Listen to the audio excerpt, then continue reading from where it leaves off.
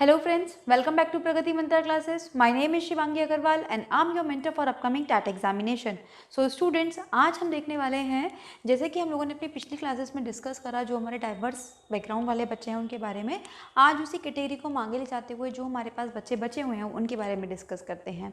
तो सबसे पहले जो आज हम डिस्कस करने वाले हैं वो है हमारे पास गिफ्टेड स्टूडेंट्स या गिफ्टेड बच्चे। गिफ्टेड यानी कि जिसे हम बोल सकते हैं प्रतिभाशाली। ठीक है, अब बात आती है वही कि इनकी पहचान किस तरीके से होगी। ठीक है, अब कुछ लोग जो हमारे साइकोलॉजिस्ट हैं वो ज़्यादातर ये कहते हैं कि अगर किसी बच्चे का जो बुद्धि लब्धि है यानी कि जो बुद्धि क्वेश्चन है आईक्यू है, अगर वो 120 130 से ज़्यादा है तो ऐसे बच्चों को हम किस कैटेगरी में रखते हैं, गिफ्टेड की कैटेगरी में रखते हैं।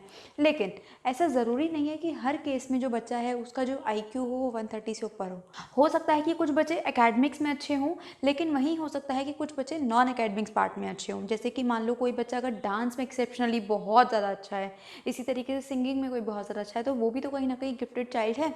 लेकिन अब हम आईक्यू लेवल से तो उसको ये नहीं बता सकते ना कि वो सिंगिंग में कितना अच्छा है या डांसिंग में कितना अच्छा है।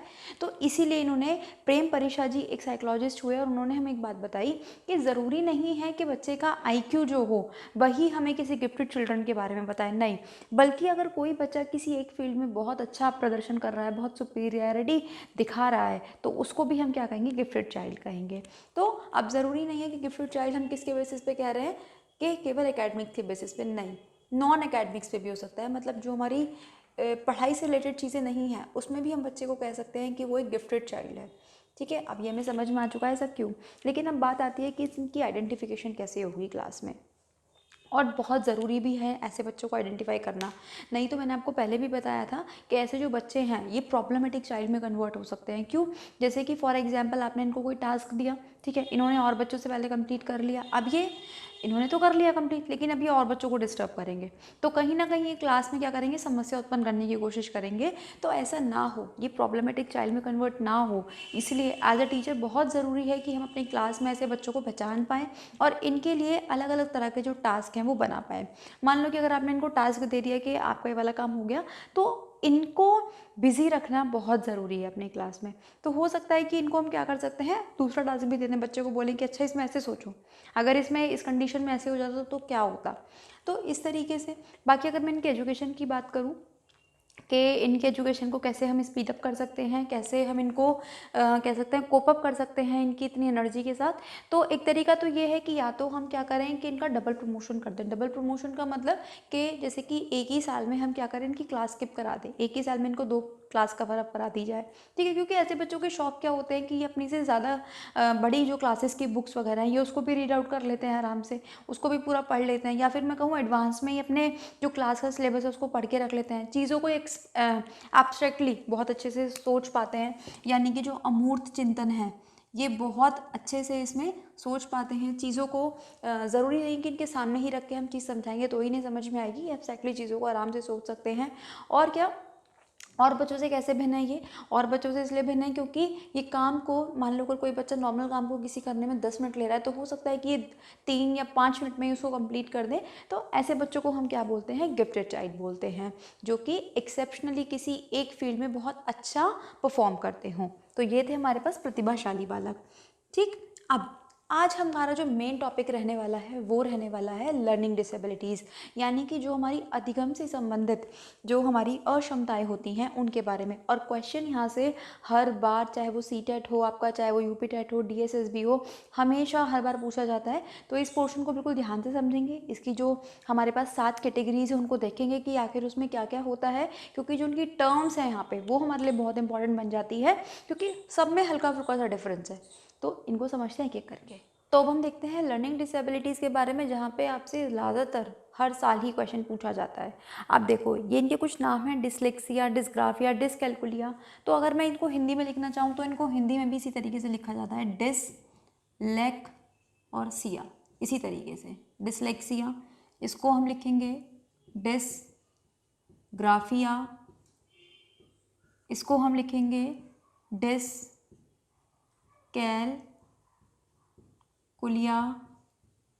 हो सकता है मात्रा में कुछ गलती हो, लेकिन इसी तरीके से इसको रीड आउट करा जाएगा। तो कोशिश करिए कि आप इन नाम को इंग्लिश में ही याद करें, इंग्लिश में ज़्यादा आसान रहेगा आपके लिए देखना।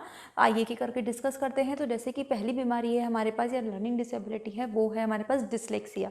देखो स्टूडेंट्स, इसमें क्या होता है, मेनली जो बच्चा होता है उसको जो रीडिंग में दिक्कत आती है, मेनली वो क्या करता है, जो रीडिंग के जो उसके शब्द हैं, जैसे कि हमने बहुत अच्छे से हम सब ने तारे ज़मीन पर मूवी हम सब ने मोस्टली देखी होगी, उसमें क्या होता है, जो ईशान नाम का बच्चा होता है उसको मेनली इस डिसलेक्सिया नाम की प्रॉब्लम होती है। तो उसको क्या लगता है कि जो शब्द है ना, अक्षर है, उसकी आंखों के सामने नाच रहे हैं। ठीक है, उसे क्या लगता है कि अगर मान लो उसने अपनी कॉपी में वॉज लिखा हुआ है तो वो अपने आप क्या बन जाएगा, सॉ। ठीक है, मतलब क्या होता है कि इसमें जो अरेंजमेंट है लेटर्स का, बच्चा उसको नहीं समझ पाता, बच्चा उनके अरेंजमेंट को आगे पीछे कर देता है। जब उनके अरेंजमेंट को वो आगे पीछे कर देता है तो वो देखता गलत है, देखता गलत है तो बोलता गलत है, बोलता गलत है तो वो लिखता भी गलत है। यानी कि जो एक तरह से हम कह सकते हैं कि ये जो डिसलेक्सिया, जिसको हम बोलते हैं एलेक्सिया, ये जो बीमारी है, ठीक है, ये किससे रिलेटेड है, हमारी रीडिंग डिसऑर्डर है एक तरह का। बच्चे को इसमें रीडिंग करने में बहुत ज़्यादा कठिनाई होगी। ठीक है, और जब उसको रीडिंग करने में कठिनाई होगी तो कहीं ना कहीं उसको, ठीक है, राइटिंग में भी कठिनाई होगी। तो ध्यान रखिएगा, क्वेश्चन कभी भी पूछा जाता है कि रीडिंग और राइटिंग में जब बच्चे को कठिनाई होती है तो वो कौन सी बीमारी है, तो वो है हमारे पास डिसलेक्सिया। ठीक, डिसलेक्सिया जिसको बोलते हैं, एलेक्सिया भी बोलते हैं। नेक्स्ट है हमारे पास डिसग्राफिया। देखो इसको समझने का तरीका, ग्राफ हमेशा हम कैसे बनाते हैं, ग्राफ हमेशा हम कॉपी पर बनाते हैं, कभी हम ओरली ग्राफ को तो नहीं समझा सकते, हमेशा कॉपी पर लिख कर ही बनाएंगे। तो ये जो हमारी डिसऑर्डर है ये रिलेटेड है हमारा पूरी की तरीके से राइटिंग से। तो अगर आपसे पूछा जाए केवल ऐसी कौन सी इसमें से डिसऑर्डर है जो कि केवल राइटिंग से रिलेटेड है, तो ध्यान रखिएगा आपको तब लगा कर आना है डिसग्राफिया। ठीक, और ग्राफ को आप कैसे याद रखेंगे, क्योंकि ग्राफ को हम लिखते हैं तो लिखने को हम क्या बोलते हैं, राइटिंग, यानी कि बच्चे को किस में दिक्कत है, हमारे पास यहाँ पे लिखने में दिक्कत है, किसमें, डिसग्राफिया में। इसके बाद है डिसकैलकुलिया। नाम से ही समझ में आ रहा है कि यहाँ पे बच्चे को कैलकुलेशन संबंधी प्रॉब्लम्स आएंगी। तो जिस डिसऑर्डर में बच्चे को कैलकुलेशन संबंधी प्रॉब्लम आए, यानी कि जो गणितीय ऑपरेशंस है बच्चा उनको ठीक से ना लगा पाए, बच्चे को प्लस माइनस करने में, मल्टीप्लाई डिवाइड करने में अगर दिक्कतें होती हैं तो उसको हम बोलते हैं डिसकैलकुलिया। अब नेक्स्ट है हमारे पास ADHD। इसको हम बोलते हैं अटेंशन डेफिशिएट हाइपर एक्टिविटी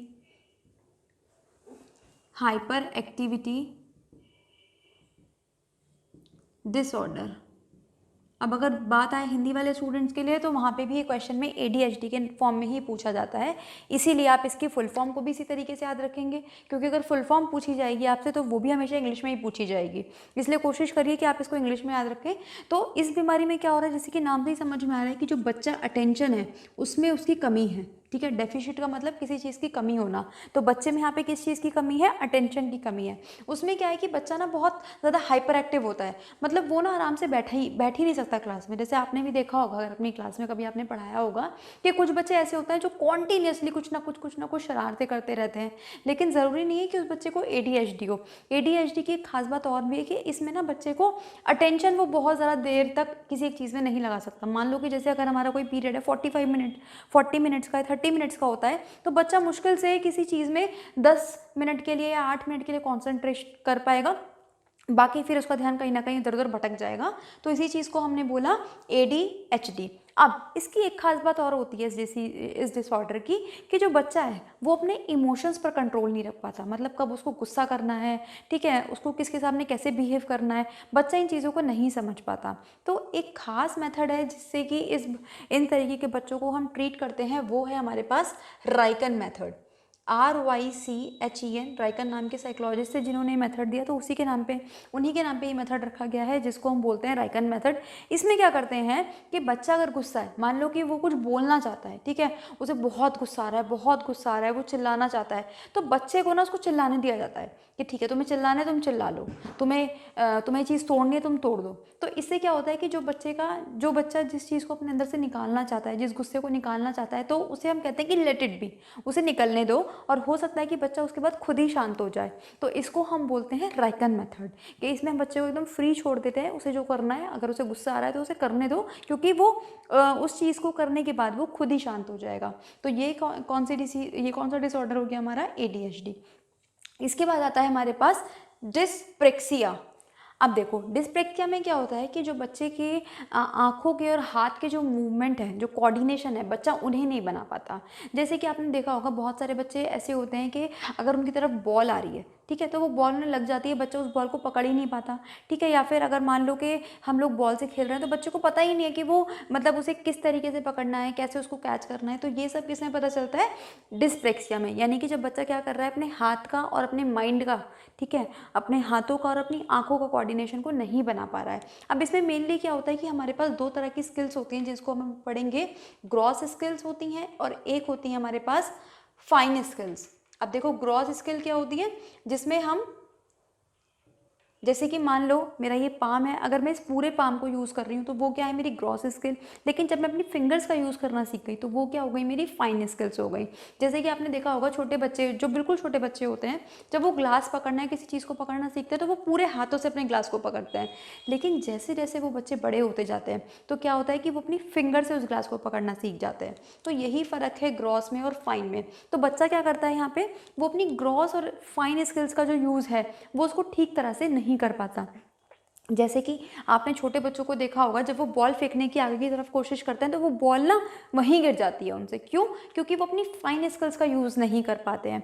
तो जो इस तरीके के बच्चे होते हैं वो भी अपनी फाइन स्किल्स और ग्रॉस स्किल्स का यूज़ ठीक से नहीं कर पाते हैं। जैसे कि इस तरीके के बच्चे को आपने देखा होगा, जो अपने शर्ट के बटन है वो हमेशा उल्टे पुल्टे लगाएंगे, अपने जो शूज़ लेस हैं वो कभी बांध ही नहीं पाते, ठीक है। और मतलब ऐसे छोटी छोटी चीज़ें जो कि जिसमें कि हमारी फाइन स्किल्स की ज़रूरत होती है, जैसे कि फॉर एग्जांपल पेंसिल को ठीक तरीके से पकड़ना, इस टाइप के बच्चे इन चीज़ों को नहीं कर पाते। तो इसको हमने क्या बोला, डिस्प्रेक्सिया। इसके बाद है हमारे पास डिस्फेजिया। इसमें क्या होता है, बच्चे को मेनली ओरल प्रॉब्लम होती है। मतलब इसमें क्या होता है, जैसे कि आपने बहुत बच्चों को देखा होगा कि वो बोलने में अटक अटक के बोलते हैं, जिसे कि हम बोलते हैं स्टैमरिंग, ठीक है। तो इस तरह के डिसऑर्डर को हम क्या बोलते हैं, डिस्फेजिया। जनरली ध्यान रखिएगा, जो क्वेश्चन अभी तक हमसे सबसे ज़्यादा पूछे गए हैं वो डिसलेक्सिया से पूछे गए हैं, फिर डिसग्राफिया से पूछे गए हैं, एडीएचडी से भी कई बार क्वेश्चन पूछा गया है कि वो कौन सा डिसऑर्डर होता है जिसमें बच्चे में अटेंशन की कमी रहती है, ठीक है, बच्चा एक तरफ ध्यान नहीं केंद्रित कर सकता। अब लास्ट है हमारे पास ऑटिज्म। ऑटिज्म को ध्यान रखिएगा, हिंदी में हम बोलते हैं आत्मविमोह। अब इस टाइप के बच्चे क्या आपको मिलेंगे देखने को, जनरली ऐसे बच्चे क्या होते हैं कि अपने आप में खोए रहते हैं। उन्हें घंटों घंटों वो ले अपने रूम में पड़े रहेंगे। उन्हें जनरली किसी से घुलना मिलना, किसी से बात करना पसंद नहीं होता। और ध्यान रखिएगा, ये एक इस टाइप का डिसऑर्डर है, ये केवल एक इस टाइप का डिसऑर्डर है कि जिसमें बच्चा, मान लो कि अगर वो किसी से बात नहीं करता तो हो सकता है कि वो बच्चा किसी एक फील्ड में बहुत ज़्यादा, ठीक है, महारत हासिल कर ले। मतलब कहते हैं कि एक हो सकता है कि इस टाइप के बच्चों को ज़रूरी नहीं है कि इसे कोई डिसऑर्डर हो, बस इनका क्या है कि अपने आप में ना थोड़े खोए रहते हैं। इन्हें आराम से घुलना मिलना, किसी से बात करना पसंद इतना नहीं होता, ठीक। स्टार्टिंग से ही ऐसा होता है, बहुत ज़्यादा संकोची टाइप के होते हैं, बहुत ज़्यादा इंट्रोवर्ट होते हैं। और इनके संकोची होने की वजह से क्या होता है कि हमेशा किसी ना किसी की एक्टिविटी में इन्वॉल्व रहते हैं। और वो एक्टिविटी क्या होगी, वो एक्टिविटी ऐसी एक्टिविटी होगी जो इनकी हॉबी वाली होगी, मतलब जिसमें इन्हें बहुत इंटरेस्ट होगा। तो उसमें इंटरेस्ट होने की वजह से और लगातार उस चीज़ की प्रैक्टिस करने की वजह से क्या होता है कि उस फील्ड में स्किल्ड हो जाते हैं। इसीलिए बहुत बार ऐसा देखा गया है कि जो ऑटिज्म वाले बच्चे होते हैं वो एक फील्ड में, ठीक है, वो कहीं ना कहीं महारत हासिल कर लेते हैं। तो ये थी हमारी सारी टाइप की लर्निंग डिसेबिलिटीज़ जहाँ से क्वेश्चन पूछे जाते हैं। आई होप आपको ये लेक्चर अच्छा लगा होगा, पसंद आया होगा।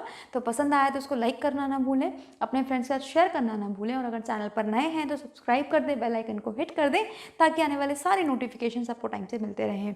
तो मिलेंगे नेक्स्ट वीडियो में, जहाँ पर हम देखेंगे कि इंक्लूसिव एजुकेशन की क्लास में हम कौन कौन सी प्रैक्टिसेस कर सकते हैं, जिससे कि हम एक इंक्लूसिव क्लास के सारे बच्चों को एक साथ लेकर चल सकें। तो तब तक पढ़ते रहिए। All the very best.